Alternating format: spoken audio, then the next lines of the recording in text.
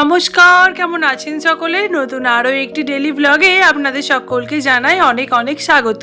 তো আমি অনুশ্রী আর চলে এসেছি আবারও একটি নতুন ডেলি ব্লগ ভিডিও নিয়ে। আর প্রতিদিনের মতোই সংসারের সমস্ত কাজকর্ম আপনাদের সঙ্গে শেয়ার করবার অনেক গল্প করব। তো চলুন দেখতে থাকুন আজকের ভিডিওটা। আশা করছি আপনাদের খুব ভালো লাগবে। যদি ভালো লেগে থাকে তাহলে অবশ্যই এটা লাইক করে আমার চ্যানেলটার পাশে থাকবেন। এখন আমাদের অসৌচ চলছে আর এই সময়ই আমার দিদির বিয়ে, তাই মন তো ভীষণ খারাপ। আপনাদের সাথে কয়েকদিন আগে আমার দিদির যে আইবুড়ো ভাত খাওয়ানোর ব্লগ শেয়ার করেছিলাম, সেটা আপনারা সকলেই দেখেছেন। যাই হোক, তো আমার দিদির বিয়ে কালকে, আর আজকে বিকালবেলা থেকেই মনটা ভীষণ খারাপ। আমার তো আজ থেকেই চলে যাওয়ার কথা ছিল, তো যেতে পারছি না, সেই জন্য ভীষণ মন খারাপ। সবসময় মন খারাপ করে বসে থাকলে তো হবে না, তার মানে মন খারাপ করে বসে থেকে কোনো লাভও নেই, কারণ আমি যেতেও পারবো না, এমনই অবস্থা। যাই হোক, তো কি করব, বিকেল থেকে মন খারাপ। আজকে আইবুড়ো ভাত, বিকাল থেকে আমরা হয়তো ওদের বাড়ি চলে যেতাম, এতক্ষণ অনেক আনন্দ করতাম, হই হই করতাম, সবাই এসে গিয়েছে, দিদিরা এসে গিয়েছে, পিসিমণিরা এসেছে, অনেক সবাই এসেছে। তবুও আমার তো বাড়ি, আমার এখানে ফাঁকা ফাঁকাই লাগছে, আমার তো একদম ভালো লাগছে না। ভয়ে ওদেরকে ফোনও করতে পারছি না যে ওদেরকে দেখলেই মন খারাপ হবে। যাই হোক, কাজের মধ্যে থাকলে তাও তো মন খারাপটা একটু দূরে থাকে। তো সেই জন্য না, বিছানা চাদরটা বেশ নোংরা হয়েছে। আর যেহেতু অসৌচ চলছে, তাই তো এখন কাচাকাচি করা বারণ, মানে এখন তো কাচাকাচি করতে নেই। সেই জন্য আমি কি করলাম, চাদরটাকে পাল্টে আবার একটা অন্য পরিষ্কার চাদর পেতে রাখলাম। আবার পরে মানে যখন কাচাকাচি করবো আর কি, তখন ওই চাদরটা কেচে দেবো, আবার তার সঙ্গে এগুলোও কাচবো পরে। সুন্দর পরিষ্কার বিছানা পরিপাটি করে সব সময় যদি গুছানো থাকে, তাহলে তো মনটা সব সময় ভালোই থাকে, তাই না? তো বিছানাটা না আজকে সকাল থেকে গোছানো হয়নি। আগের দিনই তোমাদেরকে বলছিলাম যে মিষ্টিরও না বেশ কিছুদিন ধরে একটু শরীরটা খারাপ খারাপ চলছে, কিছুতেই ভালো হচ্ছে না। একটা ভালো হচ্ছে তো আবার আর একটা লেগে যাচ্ছে। যাই হোক, এই সমস্ত কিছু নিয়েই টুকটুক করে দিনগুলো কেটে যাচ্ছিল। আমার ঘরের ড্রেসিং টেবিলটা বেশ অনেক দিন হয়ে গেল একটুও পরিষ্কার ঝরিষ্কার করা হয় না। আর একদিনে তো সমস্তটা করতে আমি পারবো না, কারণ ছোট মেয়ে, আমার মেয়ে এখন ঘুমাচ্ছে, মানে মিষ্টি এখন ঘুমাচ্ছে। আর এখন না বিকাল ওই 5:30 6টা মতো বাজে। এখন তো 6টার সময়ও ভালো মানে দিন থাকে, এখন আর সন্ধে হয়ে যায় না। তো সেই জন্য না ড্রেসিং টেবিলটা আজকে মিষ্টি যেহেতু ঘুমাচ্ছে নিচের ঘরে, আমি সমস্ত এই যে বাইরের তাকগুলো, আয়নাটা, সমস্ত কিছু একটু ভালো করে মুছে নিয়ে না সমস্ত জিনিসগুলোকে আবার টুকটুক করে যথাস্থানে রেখে দিলাম। আর ভেতরটা অন্য আর একদিন পরিষ্কার করব, কারণ একদিনে সমস্ত কিছু করা সম্ভব নয়। আর ওই যে বললাম কেন এত কাজ করছি বলো তো, কারণ হচ্ছে একটাই, মনটা একদম ভীষণ খারাপ ছিল।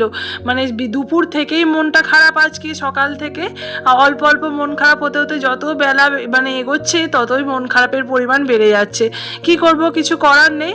তারপরে এই যে সমস্ত কিছু গুছিয়ে নিয়ে এখন আমি ঘরটা ঝাড় দিয়ে নিচ্ছি। ওদিকে কাজের মধ্যে থাকলে যেহেতু মনটা একটু ভালো থাকবে বা মন খারাপটা কম হবে। আবার এই যে বিকেল হয়ে গেল, এবার তো রান্না বান্নার দিকেও যাব, তো অনেকটা ও বাড়ির কথা আর কম মনে পড়বে। যাই হোক, আমি তো বললাম তোমাদের আগে যে আমি ভয়ে না ফোনও করছি না, সবাই ওখানে হই হই করছে, আমার শুনলেই মনটা খারাপ হয়ে যাবে আরও।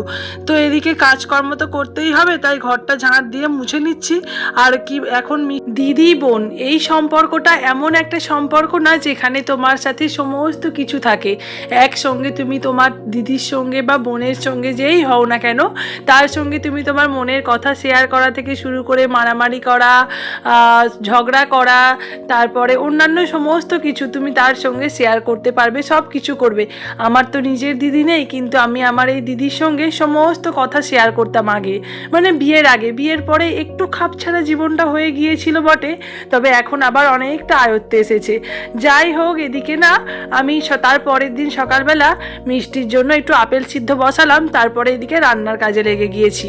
আর চলো, যেটা বলছিলাম, আমি আমার এই দিদির সাথে না এত মানে আমার মনের কি কি ইচ্ছা, আমি কি করতে চাই, আমার ভাবনা চিন্তা, আমি এগুলো সমস্ত কিছু ওর সঙ্গে শেয়ার করতাম। আবার ও তাই, ও আমার সঙ্গে এই সমস্ত কিছু শেয়ার করতো। অন্যান্য বোনেরা তো আরেকটু ছোট ছিল, ও আর আমি একটু মানে আমাদের আর কি পিঠি আমরা একসঙ্গেই প্রায় মানে বড় হচ্ছি। তো সেই জন্যই আর কি, ওর যখন স্কুলে পরীক্ষা হয়ে যেত ও তখন আমাদের বাড়ি চলে আসতো, আর আমার যখন পরীক্ষা হয়ে যেত আমিও তখন সাইকেলে করে ওদের বাড়ি যেতাম। এইটা না আমাদের ছোট্ট থেকেই ছিল, মানে আমাদের বাড়ি থেকে ওদের বাড়ির ডিস্টেন্সটা খুব বেশি ছিল না, তো হয়তো সেই জন্যই এটা ছিল। মানে পরীক্ষা হয়ে গেলেই আমি দুদিন ওদের বাড়ি থাকবো, ও দুদিন এসে আমাদের বাড়ি থাকবে। কলেজে পড়ার সময় তো ওদের বাড়ি কত যে ছিলাম সেটা কোনো মানে তার কোনো ধারণাই নেই। আর আজকে তার বিয়েতেই আমি যেতে পারছি না, সেটা ভীষণ খারাপ লাগার একটা জায়গা। মনটা এত খারাপ, এত মানে বিক্ষিপ্ত, সকাল থেকে কাজ করার একটুও এনার্জি নেই। তবুও ছোট মেয়ে আছে, তার খেয়ালটা তো রাখতেই হবে, তার কাজগুলো তো করতেই হবে। তাছাড়া সংসারের টুকিটাকি কাজ যেগুলো না করলেই নয়, সেগুলো তো না করলে হবেও না, কারণ সংসারটা তো আমার নিজেরই, তাই না? তো সেই জন্যই না এদিকে আমি টুকটুক করে রান্নার অনেক কাজে মাকে আজকে হেল্প করে দিয়েছি। আর কাছাকাছি ঝামেলা যেহেতু নেই, সেই জন্য সকাল সকালই সমস্ত কিছু করে নিচ্ছি। এখন ভীষণ গরম পড়ছে বেলার দিকটা, মানে 10টা-11টার পরে না এত রোদের তাপ বেরোচ্ছে, তখন আর কোনো কাজ করতে মন চায় না। তাই জন্য না সকাল সকালই সমস্ত কিছু রান্না বান্না করে নিয়েছি। আর এখন না মিষ্টিকে খাইয়েও দিলাম, দেখলে আপেল সেদ্ধ।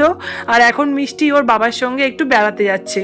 এদিকে না বাড়িতে আজকে রান্নার কিছু নেই, তাই জন্য সোয়াবিন আলুর তরকারি, আর যেহেতু সাদা তরকারি খেতে একদম ভালো লাগছিল না, আমার দেওরও বলেছে এই তরকারিটা একদম ভালো হয়নি খেতে, কিন্তু তাও কি করব, খেতে তো হবে কিছুটা কিছু। তাই জন্যই সোয়াবিন আলুর তরকারি একটু আদা জিরে আর বেশি করে টমেটম দিয়ে করেছিলাম। হ্যাঁ, খুব একটা ভালো তো অবশ্যই হয়নি, তবে মোটামুটি হয়েছিল।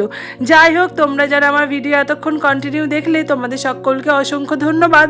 তোমাদের যদি আমার ভিডিও, আমার কোনো কথা, আমার ক্লিপ, কোনো কিছু, কোনো অংশ তোমার ভালো লাগে, তাহলে অবশ্যই আমার চ্যানেলটাকে লাইক করে সাবস্ক্রাইব করবে, আমার চ্যানেলটাকে শেয়ার করবে এবং আমার পাশে থাকবে, যাতে আমার ভিডিও সবার প্রথমে তোমাদের কাছে যায় আর তোমরা তোমাদের সময় মতো আমার ভিডিও দেখে নিতে পারো।